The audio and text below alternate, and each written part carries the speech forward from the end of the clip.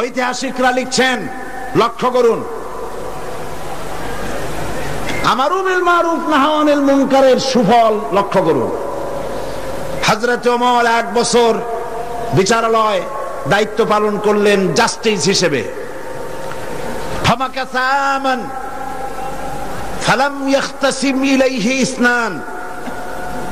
ঐতিহাসিকরা লিখছেন 1 বছর পূর্ণ হয়ে গেল, হযরত ওমরের আদালতে 2 জন লোক এমন আসলো না যে একজন আরেকজনের বিরুদ্ধে কোনো মামলা দায়ের করেছে। সুবহানাল্লাহ কইতে ইচ্ছে করে না? এমন একটা লোক এসে একটা মামলা দায়ের করে নাই।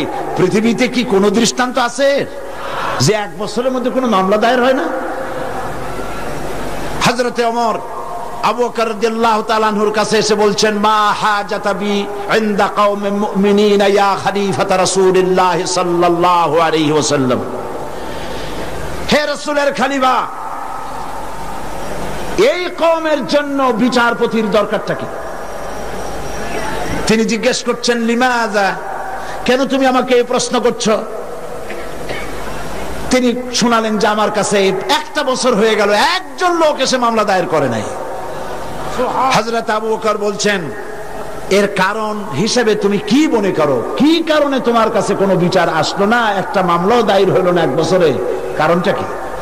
এবার শোনেন, কারণ বলছেন। কে বলতেছেন কারণটা? ওমর ফারুক রাদিয়াল্লাহু তাআলা আনহু কারণ বলছেন। কারণ কি? তিনি বলছেন, ও আমিরুল মুমিনিন, তুমি আমাকে এমন কওমের বিচারক বানিয়েছো যে কওমের দ্বীন হচ্ছে দীনুহুমুন নাসিহা, যেই কওমের দ্বীন হচ্ছে কল্যাণ কামনা করা। প্রত্যেক ব্যক্তি আরেকজনের কল্যাণ কামনা করে, কেউ শত্রুতা কামনা করে না। আজকে তাকে আমরা করি? আমি এক দল করি, আর এক দল সহ্য করি না। একজনে মিটিং করে, ওই জায়গায় আরেকজন মিটিং করে।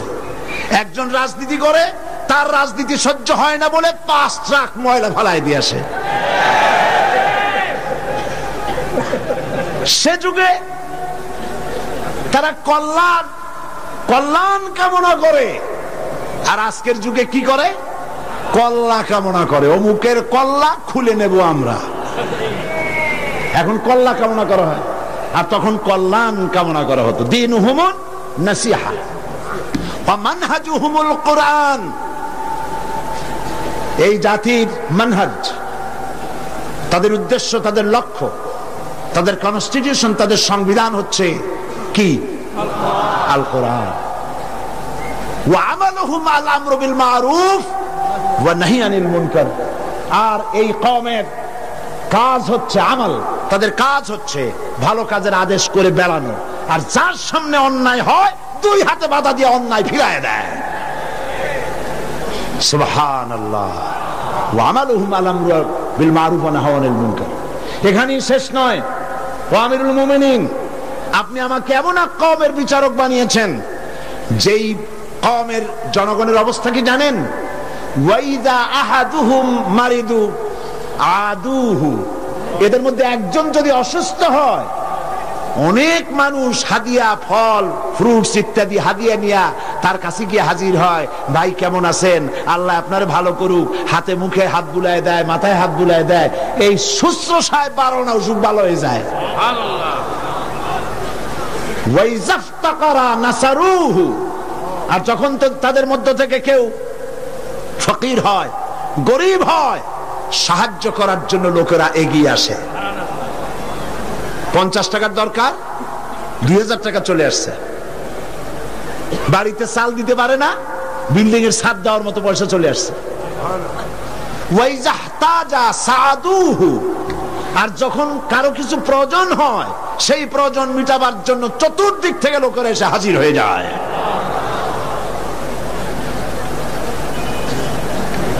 কুল্লু ওয়াহিদিন মিনহুম ইয়ারিফু হাদ্দাহু ফায়াকিফু ইনদাহ। এর প্রত্যেক ব্যক্তি তার নির্ধারিত সীমা চেনে। যেখানে আল্লাহ রাব্বুল আলামিন যে জিনিসকে হারাম করেছেন, ওই হারামের বর্ডারে গিয়ে দাঁড়ায় যায়, হারামকে ক্রস করে না। ফায়াকিফু ইনদাহ, সেখানে দাঁড়িয়ে যায়। ফাফিমা হুম ইয়াখতাসিমুনা ইলাইয়া ইয়া খলিফাতা রাসূলিল্লাহ সাল্লাল্লাহু আলাইহি ওয়াসাল্লাম। সুতরাং এই জাতির জন্য বিচারকের দরকারটা কি? খামোখা সারাদিন আমি বসে থাকি, বিচারকের কোনো দরকার নাই। আহারে সুবহানাল্লাহ বলতে পারলেন না। রাসূলুল্লাহ এই সমাজ তৈরি করেছিলেন। এই সমাজ জাতীয়তাবাদ, উগ্র জাতীয়তাবাদের মধ্য দিয়ে, সমাজতন্ত্রের মধ্য দিয়ে, ধর্ম নিরপেক্ষ মতবাদের মধ্য দিয়ে, আল্লাহর কসম এই সমাজের চেহারা আপনারা দেখতে পারবেন না। এই সমাজ যেটা রাসূলুল্লাহ করেছিলেন, সেই সমাজ যদি চান, এই সমাজ ভাঙতে হবে, নতুন সমাজ গড়তে হবে। দেন স্লোগান, এই সমাজ ভাঙতে হবে, নতুন সমাজ গড়তে হবে। এই সমাজকে ভেঙে দিয়ে, এই সমাজ ভেঙে দিয়ে নতুন যে সমাজ হবে, সেই সমাজ উগ্র জাতীয়তাবাদের সমাজ নয়, সমাজতন্ত্রের সমাজ নয়, ধর্ম নিরপেক্ষতাবাদের সমাজ অবশ্যই নয়। সেই সমাজ হবে আল্লাহ রাব্বুল আলামিনের দেওয়া, রাসূলের দেওয়া ইসলামী সমাজ। এই ধরনের একটি সমাজ কি আপনারা চান? এই ধরনের সমাজ কি চান? সেই ধরনের সমাজ প্রতিষ্ঠার জন্য কোরআনে কারীম বুঝতে হবে, রাসূলের প্রতি ঈমান মজবুত হতে হবে। রাসূল রাষ্ট্রপতি ছিলেন এবং तमाम পৃথিবীতে তাকে দিয়ে আল্লাহ পাক রিসালাতের দায়িত্ব কমপ্লিট করে দিয়েছেন। এখন বলতে চাই, এই রাসূলের পরে আর কোন রাসূল আসবে না। এটা আকীদার ব্যাপার। কোন মুসলমান যদি এই আলোচনা থেকে নিজেকে বঞ্চিত করেন, তাহলে বলার কিছু নাই। এটি গুরুত্বপূর্ণ আলোচনা। খাতমে নবুয়ত, বিগত কয়েক যুগ ধরে ইসলামের বিরুদ্ধে যে সব ফিতনার উদ্ভব হয়েছে, তার মধ্যে নতুন নবুয়তের দাবি হচ্ছে একটি মারাত্মক ষড়যন্ত্র। এ ব্যাপারে খাতমে নবুয়তের বিশ্বাসের তাৎপর্য, গুরুত্ব অনুধাবন করা রিসালাতের অপরিহার্য দাবি। একজন নবীর পর আর একজন নবী আসতে পারে কেবলমাত্র তিনটি কারণে। বোঝেন ভালো করে, একজন নবীর পরে আরেকজন নবীর আসার কারণ হতে পারে মাত্র তিনটি। কয়টি? এক, প্রথম নবীর শিক্ষা বিলুপ্ত হয়ে গেছে এবং তা পুনর্বার পেশ করা প্রয়োজন, এই জন্য একজন নবী আসা দরকার। রাসূলুল্লাহর শিক্ষা কি বিলুপ্ত হয়েছে? রাসূলুল্লাহর শিক্ষা বিলুপ্ত হয়নি, চির অম্লান হয়ে আছে। নতুন নবীর প্রয়োজন নাই। দুই, প্রথম নবীর শিক্ষা পূর্ণাঙ্গ নয় এবং তার শিক্ষা সংশোধনের বা পরিবর্তনের প্রয়োজন, এজন্য নতুন একজন নবীর প্রয়োজন। রাসূল করিম সাল্লাল্লাহু আলাইহি ওয়াসাল্লামের শিক্ষা কি পূর্ণাঙ্গ নয়? তা কি সংশোধন এবং পরিবর্তনের কোনো প্রয়োজন আছে? তিন, প্রথম নবীর শিক্ষা একটি জাতির জন্য সীমাবদ্ধ, অন্যান্য জাতির জন্য আর একজন নবী দরকার। রাসূল করিম সাল্লাল্লাহু আলাইহি ওয়াসাল্লাম কি শুধু একটি জাতির নবী? রাসূল করিম সাল্লাল্লাহু আলাইহি ওয়াসাল্লাম হচ্ছেন বিশ্ব নবী। সুতরাং তার নবুয়তের পরে নতুন কোন নবীর আমদানির কোনো প্রয়োজন নাই। রাসূল করিম সাল্লাল্লাহু আলাইহি ওয়াসাল্লামের নবুয়ত শেষ, এরপরে আর কোন নবী? কোরআনে কারীমের চূড়ান্ত দলিল শুনুন। মা কানা মুহাম্মাদুন আবা আহাদিম মির রিজালিকুম ওয়ালাকির রাসূলুল্লাহি ওয়া খাতামান নাবিয়্যিন। মুহাম্মদ সাল্লাল্লাহু আলাইহি ওয়াসাল্লাম তোমাদের কোন পুরুষদের পিতা নন, বরং তিনি আল্লাহর রাসূল এবং নবীগণের পরিসমাপ্তকারী, আর আল্লাহ সর্ববিষয়ে মহাজ্ঞানী।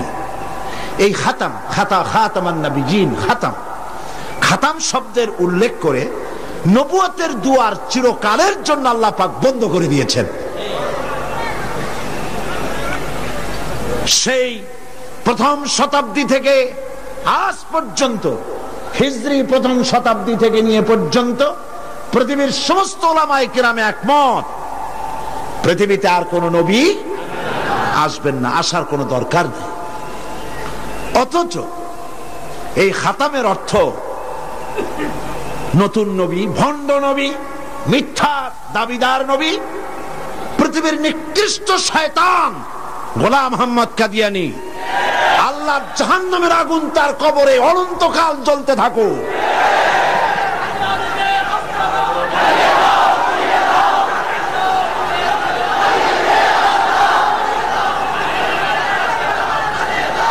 পবিত্র কোরআন মাজিদে খাতাম শব্দের অর্থকে সে বিকৃত করেছে। সে বলেছে খাতামুন নবিয়্যিন এর অর্থ হচ্ছে আফজালুন নবিয়্যিন। ওর বাপের মাথা। সে বলেছে আরো নবী আসতে পারে। আমি তার লেখা থেকে কোট করছি। গোলাম মোহাম্মদ কাদিয়ানী বলছে, ये बात बिल्कुल रोज रोशन की तरह साबित है कि आ हजरत सल्लल्लाहु अलैहि वसल्लम के बाद नबूवत का दरवाजा खुला है। दिवालोकेर मतो এটা সত্য যে মুহাম্মদ সাল্লাল্লাহু আলাইহি ওয়াসাল্লামের পরে নবুয়তের দরজা খোলা আছে। शारो बोलছে, उन्होंने यानी मुसलमानों ने यह समझ लिया है कि खुदा के खजाने खत्म हो गए। उनका ये समझना खुदा ताला की कदर की ही ना समझने की वजह से है, वरना एक नबी क्या, मैं तो कहता हूं कि हजारों नबी होंगे। शयतान কোথাকার? সে বলছে যারা বলে, অর্থাৎ মুসলমানেরা বলে আর কোন নবী আসবে না, এই কথা বলে তারা আল্লাহর ক্ষমতাকে সীমাবদ্ধ করতে চায়। আমি তো বলি এক নবী কেন, হাজার হাজার নবী আসতে পারে। তার বই আনোয়ারে খেলাফত 62 পৃষ্ঠা, সেখানে সে লিখছে, अगर मेरी गर्दान के दोनों तरफ तलवार भी रख दी जाए बाद और मुझे कहा जाए कि तुम ये कहो कि हजरत सल्लल्लाहु अलैहि वसल्लम के बाद कोई नबी नहीं आएगा, तो मैं उसे जरूर कहूंगा कि तू झूठा है, कज़्ज़ाब है, आपके बाद नबी आ सकते हैं और जरूर आ सकते हैं। সে বলছে আমার গর্দানের দুই দিকে যদি তরবারি ধরা হয় আর যদি বলা হয় যে নবী আর আসবে না মুহাম্মদ সাল্লাল্লাহু আলাইহি ওয়াসাল্লামের পরে, আমার গর্দান উড়ে যেতে পারে, তারপরেও আমি বলবো মুহাম্মদ সাল্লাল্লাহু আলাইহি ওয়াসাল্লামের পরে আরো নবী আসতে পারে। এবার ধরুন গোলাম মোহাম্মদ কাদিয়ানী তার বইয়ের মধ্যে লিখছে, कुल मुसलमान जो हजरत मसीह मऊद की बायात में शामिल नहीं हुए, खा उन्होंने हजरत मसीह मऊद का नाम भी नहीं सुना, वो काफिर है और दायरा इस्लाम से खारिज है। গোলাম মোহাম্মদ কাদিয়ানী তার আয়নায়ে সাদাকাত বইয়ের মধ্যে লিখছেন যে গোলাম মোহাম্মদকে যারা নবী মানে না অথবা তার নাম যারা শোনে নাই তারাও কাফের। নাউযুবিল্লাহি মিন যালিক। এরপরে শারও লিখছে মুসলমানদের ছেলে মেয়েরাও কাফের। তার বই আনোয়ারে খেলাফত 93 পৃষ্ঠা লিখছে, अगर किसी गैर अहमदी का छोटा बच्चा मर जाए तो उसका जनाजा क्यों नहीं पढ़ा जाए, वो तो मसीह मऊद का मुनकर नहीं। मैं ये सवाल करने वाले से पूछता हूं कि अगर ये बात दुरुस्त है तो फिर हिंदुओं और ईसाइयों के बच्चों का जनाजा क्यों नहीं पढ़ा जाता है। দেখছেন কত বড় উল্লুক। সে বলছে যে মুসলমানদের বাচ্চাদের জানাজা পড়া যাবে না কেন, প্রশ্ন করা হয়েছে তাকে। সে বলছে যে মুসলমানদের জানাজা কেন পড়বো, মুসলমানদের বাচ্চাদের জানাজা কেন পড়বো, হিন্দু এবং খ্রিস্টানদের বাচ্চাদের তো আমরা জানাজা পড়ি না, সুতরাং মুসলমানদের বাচ্চারাও যখন ঈসাই আমাদেরকে যখন মানে না, গোলাম মোহাম্মদকে নবী মানে না, সুতরাং সেও কাফের, তার জানাজা পড়া যাবে না। এইভাবে তার বইপত্রের মধ্যে অনেক কথা সে লিখেছে। এমনকি কথাও লিখেছে যে আমি স্বপ্নে দেখেছি আল্লাহ আমার সামনে এক যুবকের রূপ ধারণ করে এসেছেন, আর আমি এক যুবতী নারী হিসেবে তার সামনে দাঁড়ালাম। তিনি রাতে আমাকে ব্যবহার করলেন এবং তার দ্বারা আমি গর্ভবতী হয়ে আমি ঈসা মসিহে রূপান্তরিত হলাম। নাউযুবিল্লাহ। এই শয়তানের কবরে দোজখের আগুন জ্বলুক। ওকে যারা নবী বলে মানে তারা কাফের।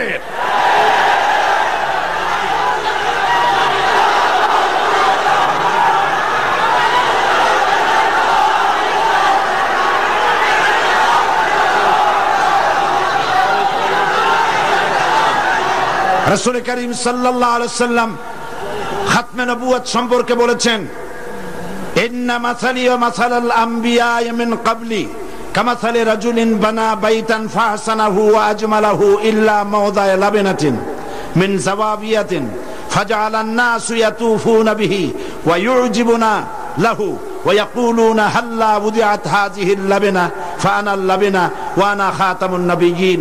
বুখারী কিতাবুল মানাকিব। আল্লাহর নবী বলেন,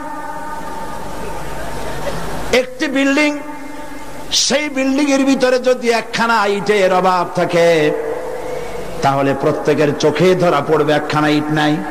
যখন ইটখানা পূর্ণ করা হবে, বিল্ডিংটি পূর্ণ হয়ে গেল, নবীজি বলেন নবুয়তের ইমারতে একখানা ইটের অভাব ছিল, রব্বুল আলামিন আমাকে সেই ইট হিসাবে জায়গা পূর্ণ করে নবুয়তের ইমারতকে কমপ্লিট করে দিয়েছেন। قال رسول الله صلى الله عليه وسلم أن الرسالة والنبوة قد انقطعت فلا رسول بعدي ولا نبوة। রাসূল করিম সাল্লাল্লাহু আলাইহি ওয়াসাল্লাম বলেছেন, রিসালাত এবং নবুয়তের দরজা কাট হয়ে গেছে, নতুন করে কোন নবী বা রাসূল পৃথিবীতে আর আসবে না।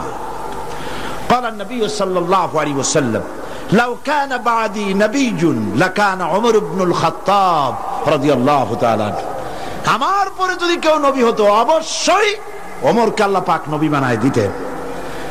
قال رسول الله صلى الله عليه وسلم لا نبي بعدي ولا أمة بعد أمتي। আমার পরে আর কোন নবী নাই, আমার উম্মতের পরে আর কোন উম্মত নাই।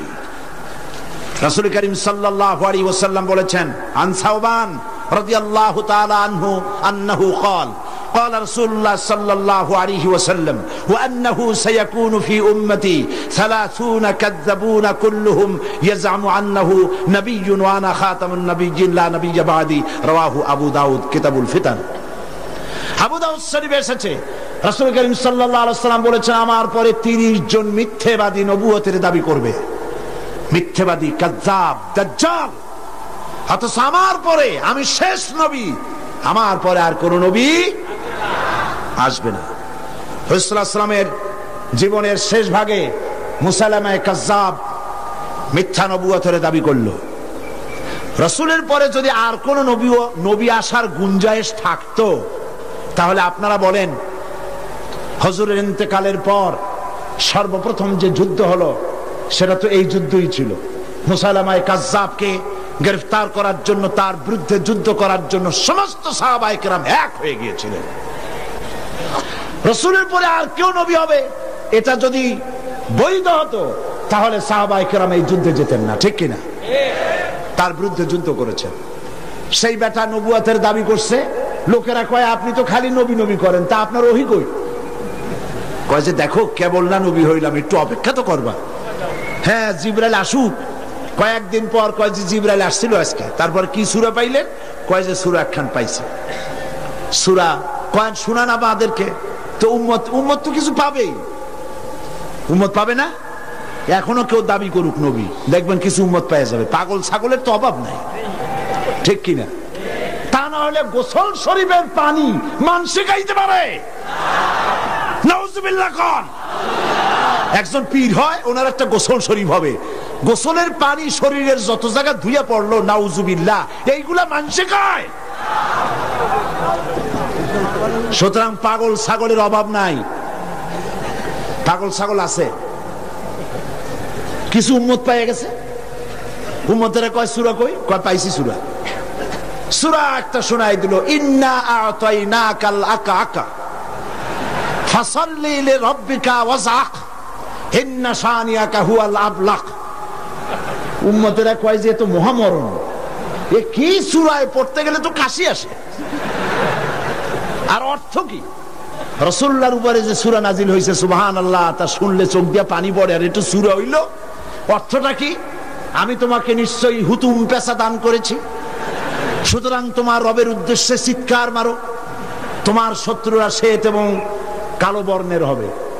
এটা হইল কি? আগা নাই মাথা নাই, তো হইল কি? তারপরে যুদ্ধ হলো, শয়তান মরল। 30 জন মিথ্যাবাদী নবুয়তের দাবি করবে।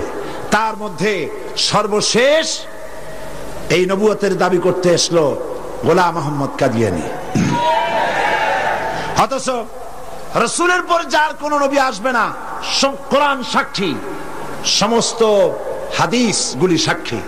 কোরআন শরীফের যত তাফসীর আছে, কাশাফ, বাইজাবি, তাবারি, কুরতুবি, রুহুল বায়ান, রুহুল মানি, খাজিন, দুররে মনসুর ফি জিলালিল কোরআন, জালালাইন, যত তাফসীর, আরবি তাফসীর পৃথিবীতে আছে, সমস্ত তাফসীর খাতামুন নবীনের তাফসীর করেছে। এরপরে আর কোন নবী আসবে না। একটি কথা মাঝখানে শোনায়নি, এই পৃথিবীতে খ্রিস্টান এবং ইহুদিরা যখনই মুসলমানদেরকে আক্রমণ করতে চেয়েছে কোনো ব্যাপারে, তখন মুসলমানদেরকে ব্যবহার করেছে, ঠিক না? মুসলমানদেরকে ব্যবহার করেছে। রাসূলুল্লাহকে গালি দেওয়ার জন্য বাংলাদেশে কবি নামের কলঙ্ক দাউদ হায়দার নামক এক শয়তানকে তারা ব্যবহার করেছিল। আবার কোরআন শরীফকে সংশোধন করতে হবে বলে নারী নামের কলঙ্ক, ওই শয়তানের নাম নেব না, তারে ব্যবহার করছিল। হযরত আয়েশা রাদিয়াল্লাহু তাআলা আনহাকে গালি দেওয়ার জন্য সালমান রুশদির মতো একটা শয়তানকে তারা ব্যবহার করেছিল। অনুরূপ ভাবে খাতমে নবুয়তের উপরে হামলা করার জন্য খ্রিস্টান আর ইহুদিরা আগায় আসে নাই, গোলাম মুহাম্মদ নামক এক শয়তানকে ব্যবহার করেছে। সে বলল আমি নবী। তারপরে এইসব হাবিজাবি বইপত্র লিখলো, উর্দুতে, ইংরেজিতে, নানান ভাষায় লিখলো। সে ছিল ইংরেজের দালাল। এরপরে আরেকটি কথা হচ্ছে, ইমাম আযম রাহমাতুল্লাহ আলাইহি বলেছেন, আপনারা বিরক্ত হচ্ছেন না তো? ইমাম আযম রাহমাতুল্লাহ আলাইহি বলেছেন, মুহাম্মদ সাল্লাল্লাহু আলাইহি ওয়াসাল্লামের পরে যদি কেউ নবুয়তের দাবি করে, তার কাছে দলিল চাওয়া যাবে না, যে তুমি যে নবী তার দলিল কি দাও। এই দলিল চাওয়া গুমরাহি, কুফরি। কারণ তুমি প্রমাণ করেছো সে যদি দলিল দিতে পারে তাহলে তার নবুয়ত তুমি মানবা। নাউজুবিল্লাহ। মাওলানা আতাউল্লাহ শাহ বুখারী রাহমাতুল্লাহ আলাইহি সেই যুগের শ্রেষ্ঠ আলেম, তিনি তার কাছে গিয়ে বলছেন, এ গোলাম, নবুয়তের দাবি করো, শক্তি পাও কই? কয় শক্তি দিছে আমার কোরআন শরীফ। কোথায় আছে? কয় কোরআন শরীফে আছে না, সূরা আস-সফের মধ্যে আমাকে বলা হয়েছে ঈসা আলাইহিস সালাম আমার ব্যাপারে বলেছেন, ইয়াতি মিন বাদ ইসমুহু আহমদ, আমার পরে একজন আসবেন তার নাম হবে আহমদ, আমি সেই আহমদ। মাওলানা বুখারী বললেন, ঈসা আলাইহিস সালাম যার কথা বলে গেছেন তার নাম আহমদ, আর তোর নাম হচ্ছে গোলাম আহমদ। তার অর্থ হচ্ছে ঈসা আলাইহিস সালাম যে আহমদের কথা বলেছেন সেই আহমদের তুই গোলাম। গোলাম আহমদ বলছে, এটা তো খুব মুশকিল হয়ে গেল। তাহলে আমি আমার নামের প্রথম শব্দ বাদ দিয়ে দিলাম, গোলাম বাদ দিলাম, আজ থেকে আহমদ হয়ে গেলাম। এখন কি করবেন? মাওলানা বলছেন, বহুত ঠিক, তোমার ফতোয়া দিয়ে আমি বলতে চাই, নামের প্রথম অংশ বাদ দেওয়া যদি জায়েজ হয়, তুমি যেমন বাদ দিছো আমারটাও বাদ দিলাম। আমার নাম আতা আল্লাহ, আমার নামের আতা বাদ দিলাম। আমার নামের আতা বাদ দিলে আমি আল্লাহ হই, আর আমি আল্লাহ হয়ে কই তোর মতো গাধারে আমি নবুয়ত দেই নাই। এরপর এই শয়তানের মউত হলো। উম্মতেরা তালাশ করে পায় না, 3 দিন খোঁজ নাই, নবী গেল কই? খুঁজতে খুঁজতে টয়লেটের মধ্যে দিয়া গন্ধের জ্বালায় অস্থির, যাইয়া দেখে টয়লেটে যা থাকে খাইয়া পেট ফুলাইয়া শয়তান মরে রইছে। নাউজুবিল্লাহ। এই গোলাম মুহাম্মদ কাদিয়ানী কাফের। আমি বুঝতে পারি না মানুষের কেন হুশ হয় না। দুনিয়ার কোন আলেম, কাদিয়ানী সম্প্রদায়ের মধ্যে কোন আলেম নাই, কোন আলেম নাই, একজন আলেমও নাই। এদেরকে খ্রিস্টানেরা পোষে, আর পোষে আমার দেশের সরকার। তা না হলে পরে আমি সরকারকে বলতে চাই, তোমরা যদি মুহাম্মদ সাল্লাল্লাহু আলাইহি ওয়াসাল্লামকে শেষ নবী মানো, তাহলে গোলাম মুহাম্মদকে নন মুসলিম মাইনরিটি কাফের বলতে বাধা কোথায়? তার অর্থই হচ্ছে তোমরা সহনশীল, গোলাম মুহাম্মদ কাদিয়ানী আর কাদিয়ানীদের কাছ থেকে অর্থ পেয়ে, বৃত্ত পেয়ে তাদের প্রতি সহনশীল হয়েছ।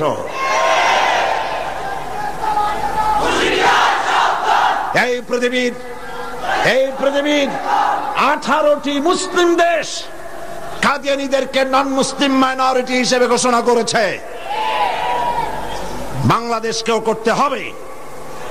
সেই সৌভাগ্য এই পোড়া কপাইলা সরকারের আছে কিনা আমি জানি না। বাংলাদেশের সমস্ত আলেম, সমস্ত পীর সব একমত, হিন্দুরা যেভাবে দেশে বাস করে স্বাধীন নাগরিক হিসেবে, বৌদ্ধ খ্রিস্টানরা যেভাবে বাস করে এবং নাগরিক সুবিধা গ্রহণ করে, কাদিয়ানীরাও সেভাবে নাগরিক সুবিধা ভোগ করবে। তবে নন মুসলিম মাইনরিটি হিসেবে ভোগ করতে হবে, মুসলমান নামে ভোগ করতে পারবে না। এবং কোন কাদিয়ানীর মসজিদ থাকবে না। কাদিয়ানীদের মসজিদ মসজিদ নয়, উপাসনালয়। তাদের মসজিদের ইমাম হয় না, পুরোহিত হয়। তাদের উপাসনালয়ের ভিতরে পাওয়া গেল বোমা, ডিনামাইট। তাদের পুরোহিতদেরকে গ্রেফতার না করে, তাদের নেতাদেরকে গ্রেফতার না করে আল্লাহর বান্দা এদেশের আলেমদেরকে গ্রেফতার করে পুলিশ রিমান্ডে নিয়ে নির্যাতন চালানো হচ্ছে।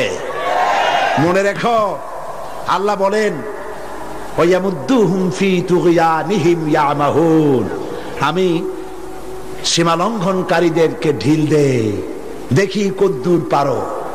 তারপরে যখন প্রান্ত সীমায় চলে যায়, ইন্না বাতশা রাব্বিকা লাশাদীদ, তোমার প্রভু যখন ধরে, তোমার প্রভুর পাকড়াও সিরিয়াস হয়ে যায়। হাতের কাছে শত টেলিফোন থাকলেও টেলিফোনের গায়ে হাত যাওয়ার আগে ব্লাস্ট ফায়ার হয়ে কলিজা উড়ে চলে যাবে। আল্লাহকে ভয় করো। কারে ভয় করো? চিল্লাও, কারে ভয় করো? আল্লাহ পাককে ভয় করো। কাদিয়ানীরা কাফের, তাদের কুফরি থেকে, তাদের অনিষ্টতা থেকে দেশকে বাঁচাও। আমি আজ আপনাদের সামনে কথা স্পষ্টভাবে বলতে চাই, মুহাম্মদ সাল্লাল্লাহু আলাইহি সাল্লামের খাতমে নবুয়তের উপরে ঈমান আনা আমাদের জন্য ফরজ। হুজুরের পরে আর কোন নবী আসবে না। আমার কথার ভুল অর্থ করার কোনো সুযোগ নাই, স্পষ্ট কথা বলছি। আমি আপনাদেরকে আরজ করব, আগামীকাল এই আয়াতের বাকি অংশ আপনাদের সামনে পেশ করব ইনশাআল্লাহ। মুনাজাতের জন্য সব মুসলমান যার যার জায়গায় 1 সেকেন্ডের ভিতরে বসে পড়ো। এত বড় মাহফিলের মুনাজাত কেউ নষ্ট করবেন না। সবাইকে বসতে বলেছি, দাঁড়ানো লোকেরা সবাই বসুন, আর জোরে সোরে জিকির করেন সুবহানাল্লাহ, আলহামদুলিল্লাহ।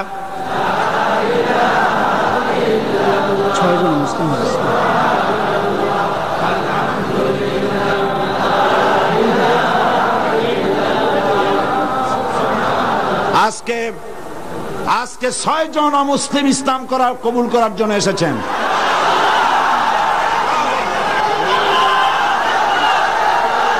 আমি আর একটা কথা শোনাই, আর একটি কথা শুনুন, থামেন, আর একটি কথা শোনেন।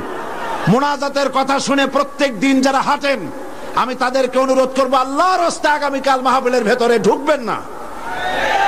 মেহরবানি করে মাহফিলের চতুর্দিকে থাকবেন, যাতে মুনাজাতের নাম শুনলেই আপনারা দৌড় মারতে পারেন। আল্লাহর রাস্তার ভিতরে ঢুকবেন না। হাজার হাজার মানুষ পাড়ায় আপনারা যান, আপনাদের লজ্জা হওয়া উচিত। সবাই জিকির করেন সুবহানাল্লাহ।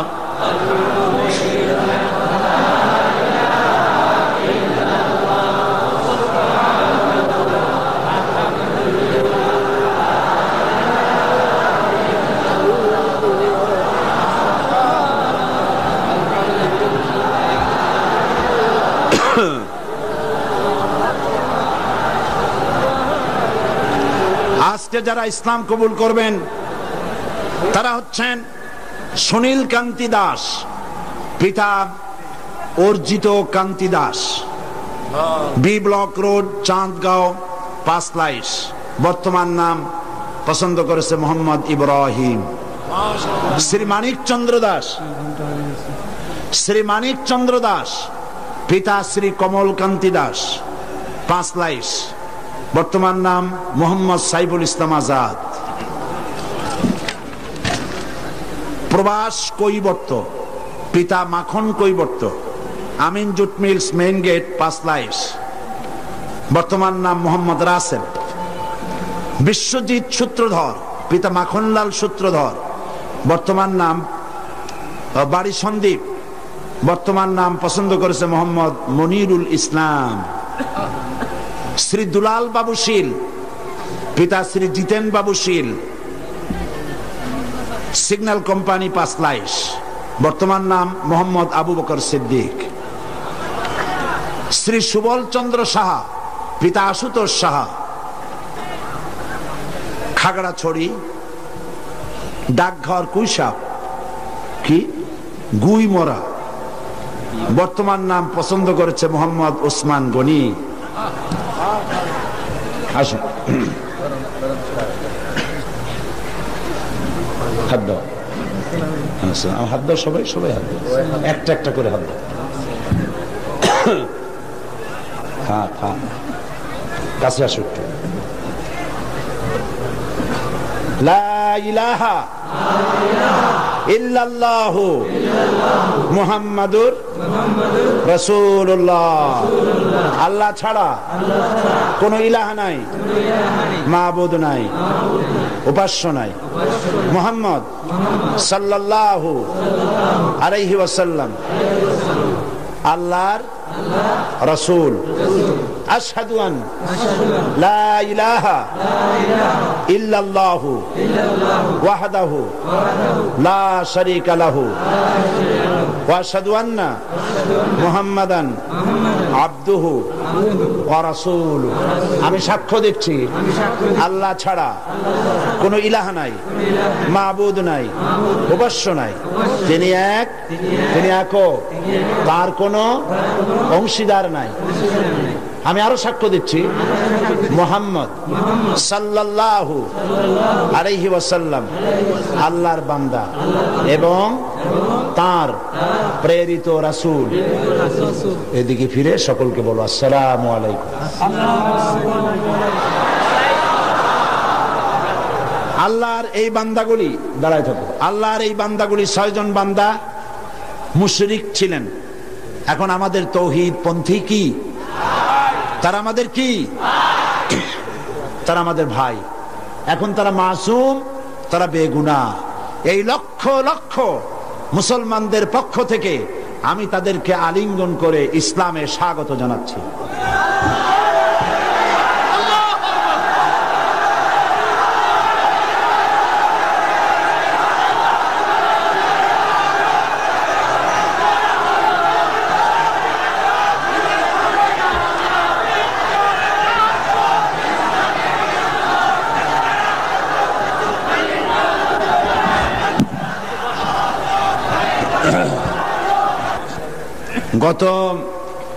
গতদিন মহিলা মাহফিল কবে হয়েছিল?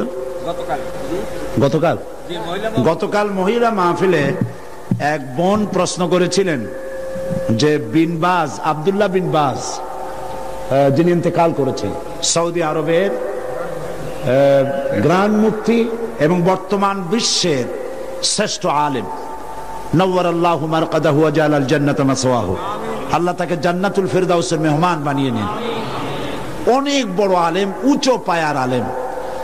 তো সে বোন প্রশ্ন করেছেন যে তার এক কিতাব পড়েছেন তিনি, সেখানে লেখা আছে যে নামাজের নিয়ত করতে হবে না, নিয়ত যেভাবে পড়া হয় এইভাবে মুখে নিয়ত পড়া লাগবে না। এটা ঠিক কিনা আমার কাছে প্রশ্ন করেছেন। তা আমি প্রশ্নের জবাবে বলেছি যে বিন বাজ সারা পৃথিবীতে স্বীকৃত শ্রেষ্ঠ আলেম, সমস্ত ওলামা মহলের কাছে তাকে ওস্তাজুল ওলামা বলা হয়, ওস্তাজুল আসাতিজা বলা হয়। সুতরাং তিনি ভুল লেখেননি। আরবিতে যেভাবে আমাদের দেশে নিয়ত পড়া হয়, নওয়াইতু আন উসাল্লি লিল্লাহি তাআলা রাকাতায় সালাতিল, এই যে নিয়তটা আরবিতে আমরা পড়ি, এইভাবে হুজুর সাল্লাল্লাহু আলাইহি ওয়াসাল্লাম পড়েন নাই, সাহাবায়ে কেরাম এরকম পড়েন নাই। সুতরাং মনে মনে নিয়ত করা, নামাজের জন্য নিয়ত করা, সেটা যে ভাষাই হোক এটা চলতে পারে, মুখে ওইভাবে উচ্চারণ করা প্রয়োজন নেই। এই কথাটা বলায় একজন আমাকে লিখেছেন যে এটা নাকি আজকে টক অফ দ্য টাউন, সারা একেবারে শহরে এটাই হয়েছে যে নামাজের নাকি নিয়ত করা লাগবে না, কোনো জিনিসের নাকি নিয়তই দরকার নেই। মানুষ শোনে একটা, বোঝে আর একটা, বলে আর একটা। নিয়ত তো করতে হবে, কিন্তু মুখে ওইভাবে নিয়ত, মুখে উচ্চারণ করা এভাবে হাদিস শরীফে কোথাও নাই, রাসূলুল্লাহ সাল্লাল্লাহু আলাইহি ওয়াসাল্লাম করেন নাই, সাহাবায়ে কেরাম করেন নাই। সুতরাং এগুলো নিয়ে উল্টাপাল্টা মন্তব্য পেশ করার কোনো জরুরত নেই। হ্যাঁ, নিয়ত তো করবে, নিয়ত তো করতে হবে, সে কথা বললাম না। নিয়ত পড়তে হবে, কিন্তু মুখে ওইভাবে উচ্চারণ করার জরুরত নেই। একজন বলেছে আপনি টাকা দিয়ে প্রতি বছর মুসলমান বানান, দেখছেন অবস্থা? এইসব প্রশ্ন আমার কাছে দেন কি কেমন? এদের জিজ্ঞেস করেন এই 6 জনের কাছে যে আমি কয় টাকা দিছি, আমি জিন্দিগিতে এদের দেখছি কিনা, এরা আমারে দেখছে কিনা। আল্লাহ হেদায়েত করুন। জি, তো আমি নিয়তের ব্যাপারটা পরিষ্কার করে দিতে চাই। প্রত্যেক কাজের নিয়ত করতে হবে। ইন্নামাল আমালু বিন্নিয়াত, নিয়তটাই হচ্ছে প্রধান। তবে মুখে উচ্চারণ করার যে রীতি চালু হয়েছে, এভাবে হাদিস শরীফে নাই। নিয়তটা করতে হবে, তবে এভাবে নয় যেভাবে আমরা করা বাধ্যতামূলক মনে করি। কথাটা পরিষ্কার হয়েছে কিনা? আলহামদুলিল্লাহ। এখন আরেকটি কথা আপনাদের সামনে বলতে চাই যে তাফসীরুল কোরআন মাহফিল, এই বিশাল জনসমুদ্র প্রতি বছর এখানে হয়। এই বছর রাজনৈতিক কারণে নানান অসুবিধা হয়েছে, যার কারণে মাওলানা শামসুদ্দিন সাহেব এবং তার সাথীরা আপনাদের খেদমতে, আপনাদের দুয়ারে দুয়ারে যেতে পারেন নাই, যেমন অন্যান্য বছর যেয়ে থাকেন। হরতাল হয়েছে, বিক্ষোভ হয়েছে, মিছিল হয়েছে, নানান রকমের ক্রাইসিস হয়েছে, যার জন্য যেতে পারেনি। ফলে 21 লক্ষ টাকা যেখানে বাজেট, এই বাজেট তারা পুরো করতে পারেননি। অথচ এখানে যত লোক বসে আছেন সকলে প্রাণ খুলে, প্রাণ উজাড় করে সাহায্য করলে উনি নিশ্চয়ই ঋণগ্রস্ত থাকবেন না। আপনারা করবেন না তা? তাফসীরুল কোরআন মাহফিলকে ঋণ মুক্ত করতে প্রস্তুত আছেন কিনা? আল্লাহ পাক, আমি জানি আপনারা এটা করবেন, আর আল্লাহ পাক সমাজ কল্যাণকে মাকরুজ রাখবেন না, ইনশাআল্লাহ। আমরা বলি ইনশাআল্লাহ। আরেকটি কথা, সেটি হচ্ছে বাংলাদেশে এত বড় বই মেলা, ইসলামের পক্ষে এত বড় বই মেলা বাংলাদেশের কোথাও হয় না। আলহামদুলিল্লাহ বলবেন না? আলহামদুলিল্লাহ বলবেন না? এবং এই বই মেলা নিছক সলিড ইসলামের পক্ষে। এখানে কোন নাস্তিক, মুরতাদ, ইসলাম বিরোধী কোন লেখকের কোন লেখা একটা পাতাও এখানে আসে না। এটা সলিড ইসলামের বই মেলা। আলহামদুলিল্লাহ কোন? আর বই কেনা একটা অভ্যাসে পরিণত করুন। বিবাহ শাদীতে থালাবাটি, ঘটি গ্লাস উপহার না দিয়া বই উপহার দিন। একটা বই একজনকে দেওয়ার অর্থ হলো ইসলামের একটা কর্মী তার সাথে দিয়ে দেওয়া, তার জীবনের পরিবর্তন এসে যাবে। বিবাহে তাফসীর হাদিয়া দেওয়ার অভ্যাস করুন। ইসলামের বইপত্র, ইসলামী সাহিত্য সুন্দর করে র্যাপিং কাগজে পেঁচাইয়া ফুল টুল দিয়া কায়দা করে এইটা দেওয়ার ব্যবস্থা করেন। থালাবাটি, ঘটি গ্লাস, স্যুপ, কাপ ইত্যাদিও মানুষ কিনতেই পারবে, ওগুলো নিয়ে অসুবিধা হবে না। বই দিবেন, উপহার কি দিবেন? স্ত্রীকে দিবেন, মেয়েকে দিবেন, বোনকে দিবেন, সকলকে দিবেন। আমি চাই যত লোক এসেছেন প্রত্যেকের হাতে একটা করে বই দেখতে চাই। রাজি আছেন? তা 5 টাকা দামের বই হোক অথবা 200 টাকা দামের বই হোক, প্রত্যেকের হাতে বই নিতে হবে। বই হবে ইসলামী আন্দোলনের প্রতিকৃত। জোরে বলেন আমিন। তাফসীরুল কোরআন ফি জিলালিল কোরআন, সৈয়দ কুতুব শহীদ রহমতুল্লাহ আলাইহির 22 খণ্ডে এটা বাংলা পূর্ণ হয়ে গেছে। বলেন আলহামদুলিল্লাহ। এই তাফসীর এখানে এসেছে 5000 টাকার হাদিয়া, 22 খণ্ড। কিন্তু তাফসীরুল কোরআন মাহফিল উপলক্ষে মাত্র 3000 টাকা।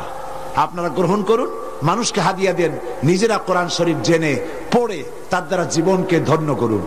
এবং রিসালাতের উপরে যে আলোচনা আমি করতেছি এই 2 দিন ধরে, এর উপরে আমার অত্যন্ত স্নেহের জনাব অধ্যাপক মফিজুর রহমান সাহেবের লেখা কোরআনের আয়নায় বিম্বিত রাসূলুল্লাহ সাল্লাল্লাহু আলাইহি ওয়াসাল্লাম, ইসলামী ছাত্র শিবিরের এটা পাঠ্যপুস্তক হিসেবে তারা গ্রহণ করেছে। এই বইটি অত্যন্ত গুরুত্বপূর্ণ, কোরআন হাদিস দিয়ে ভরা। আপনারা মেহেরবানি করে সে বই গ্রহণ করার জন্য চেষ্টা করবেন। আল্লাহ তৌফিক দিন। না বলে বুঝবেন, না বললে বুঝবেন না যে কি বই নেবেন। সেই জন্য বলছি, কোরআনের বই, হাদিসের বই, অসংখ্য বই আছে। হাত ভর্তি করে, পকেট ভর্তি করে আপনারা বই নিয়ে যান। আল্লাহ পাক আপনাদেরকে তৌফিক দান করুন। এবং আমি কেন জামাত ইসলামী করি, দাড়ি আর টুপি সম্পর্কে যে সমস্ত প্রতিবাদ আমাদের বন্ধুরা আমাদের বিরুদ্ধে বলেন, দাড়ি এবং টুপি সম্পর্কে আমাদের আকীদা কি, মাওলানা মওদুদী রহমতুল্লাহ আলাইহি তিনি কি কাজ করেছিলেন, এর উপরে বিস্তারিত লেখা ইসলামের রাজনৈতিক বিধান আমার বইটির ভিতরে আছে, সংগ্রহ করুন। দ্বিধা দ্বন্দ্ব সন্দেহ নিজেরও দূর হবে, অন্যদেরও দূর করতে পারবেন। আল্লাহ তৌফিক দান করুন, আল্লাহুম্মা আমিন। রব্বানা যালামনা আনফুসানা ওয়া ইন লাম তাগফির লানা ওয়া তারহামনা লানাকুনান্না মিনাল খাসিরিন। হে আল্লাহ তাআলা, লক্ষ লক্ষ মুসলমান নরনারী তোমার দরবারে হাত তুলেছি, মেহেরবানি করে আমাদেরকে গোমরাহি থেকে বাঁচাইয়া দাও, আমাদেরকে শিরক এবং বিদআত থেকে মুক্ত করে দাও। আয় আল্লাহ, তুমি দয়া করে আমাদেরকে সিরাতুল মুস্তাকিমে চলার তৌফিক দিয়া দাও। ইয়্যাকা না'বুদু ওয়া ইয়্যাকা নাস্তাঈন। পড়েন সবাই, ইয়্যাকা না'বুদু ওয়া ইয়্যাকা নাস্তাঈন, ইহদিনাস সিরাতাল মুস্তাকিম, সিরাতাল লাযীনা আন'আমতা আলাইহিম গায়রিল মাগদুবি আলাইহিম ওয়ালাদ-দাল্লিন। আল্লাহুম্মা লা মানি'a লিমা আ'তাইত ওয়া লা মু'তিয়া লিমা মানা'ত ওয়া লা ইয়ানফা'ু যাল জাদ্দি মিনকাল জাদ। সিত্রুল আরশি মাসবুলুন আলাইনা ওয়া আইনুল্লাহি নাযিরাতুন ইলাইনা বিহাউলিল্লাহি লা ইয়াকদিরু আলাইনা। আল্লাহুম্মা ইন্না নাজআলুকা ফি নুহুরিহিম ওয়া নাউযু বিকা মিন শুরুরিহিম। আল্লাহ তাআলা, এই শতাব্দীর শেষ তাফসীরুল কোরআন মাহফিলের আজ চতুর্থ দিন, আগামীকাল এই মাহফিল শেষ হয়ে যাবে, পরের দিন এই মাঠ খা খা করতে থাকবে। হায় আল্লাহ রাব্বুল আলামিন, প্রতি বছর এই চট্টগ্রামের মানুষেরা ঈদের মতো করে উৎসব করে, প্রত্যেকের বাড়িতে বাড়িতে মেহমান জমা হয়ে যায়। হায় আল্লাহ তাআলা, মানুষেরা দূর দূরান্ত থেকে ছুটে আসে। আল্লাহ, তুমি দয়া করে এই তাফসীরুল কোরআন মাহফিলকে এই দেশের ইসলামী আন্দোলনের মাইলস্টোন বানায়া দাও রব্বুল আলামিন। এই ইসলামী আন্দোলনের জন্য তামাম পৃথিবী বুকে কোরআনে কারীমের এই আওয়াজ তুমি পৌঁছায়া দাও। খাতমে নবুয়তের উপরে যে আলোচনা আমরা করলাম, এর উপরে আমাদের আকীদা মজবুত করে দাও। হায় আল্লাহ, কাদিয়ানী সম্প্রদায়কে আল্লাহ তুমি হেদায়েত করে দাও রব্বুল আলামিন। তাদেরকে এই বাংলাদেশে তারা যে মুসলমানদের বিরুদ্ধে ষড়যন্ত্র করছে, তার মোকাবেলায় আল্লাহ তুমি দয়া করে মুসলমানদেরকে সাহায্য করো রব্বুল আলামিন। আগামীকাল আখেরি মোনাজাতে তোমার বান্দা বান্দীদেরকে চতুর্দিক থেকে মিছিল সহকারে তোমার নামের স্লোগান দিতে দিতে মানুষের উত্তাল ঢেউ এই জায়গায় তুমি সব পৌঁছাইয়া দিও। এই মাঠ তোমার বান্দাদের পদভারে শেষ দিনে সংকীর্ণ হয়ে যায়। আল্লাহ, তুমি আপন কুদরতে এই মাঠকে বড় করে মানুষের ব্যবস্থা করে দিও রব্বুল আলামিন। তোমার কুদরতি নিজাম দিয়ে এই মাহফিল পরিচালনা করে দিও। হায় আল্লাহ পাক, এই মাহফিলে জাতি ধর্ম দল মত নির্বিশেষে লোকেরা তোমার কোরআন শুনতে আসেন। আল্লাহ পাক, তোমার কাছে বিনীতভাবে ফরিয়াদ করি, যেই দলের লোক হোক না কেন, কোরআনের হেদায়েত সকলের নসিবে তুমি দিয়ে দিও রব্বুল আলামিন। তুমি দয়া করে আগামীকাল যে আলোচনা করলে মানুষের জন্য হেদায়েত নসিব হবে, সেই আলোচনা আল্লাহ তুমি আলোচকদের মুখে এনে দিও। হে আল্লাহ রব্বুল আলামিন, এই মাহফিলে দয়া করে মেহেরবানি করে যত লোকে টাকা দিয়েছে আর দেবে, আল্লাহ তুমি সকলকে মেহেরবানি করে এই সমাজ কল্যাণকে সাহায্য করার তৌফিক দান করে দিও। ইসলামী বই পুস্তক যারা নিয়ে এসেছেন কষ্ট করে, আল্লাহ তাদের কামাইতে বরকত দান করে দিও। ইসলামের এই জিহাদে অংশ নিয়েছেন লিখুনি দিয়ে কলম দিয়ে যারা, আল্লাহ তুমি তাদের প্রতি রহম করো। সমস্ত মুসলিম জনগণকে কোরআন হাদিস আর ইসলামী সাহিত্য কিনে পড়ে সেই অনুযায়ী আমল করার তৌফিক দিয়ে দিও। ربنا تقبل منا إنك أنت السميع العليم وتب علينا إنك أنت التواب الرحيم سبحان ربك رب العزة عما يصفون وسلام على المرسلين الحمد لله رب العالمين واجعل آخر كلمة عند الموت لا إله إلا الله محمد رسول الله. السلام عليكم ورحمة الله.